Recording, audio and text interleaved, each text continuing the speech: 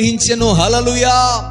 ఈరోజు వాగ్దానం ఏంటో తెలుసా? దేవుడు అంటున్నాడు, ఈ లోకంలో నీ కుటుంబం గురించో, నీ పిల్లల గురించో, నీ వ్యాపారం గురించో కాదు. దేవుడు చెప్పే వాగ్దానం ఏంటంటే ఏ promise of protection, A promise of salvation. ఆయన చెప్తున్నది ఏంటంటే ఓ వాగ్దానం ఏంటంటే రక్షణ గురించిన వాగ్దానం.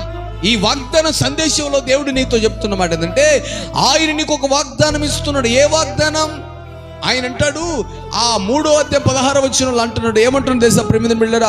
దేవుడు లోకమును ఎంతో ప్రేమించెను కాగా తన అద్వితీయ కుమారుని యందు పుట్టినవాడు వాని యందు విశ్వాసముంచు ప్రతివాడు నశింపక నిత్య జీవం, ఇంటర్నల్ లైఫ్.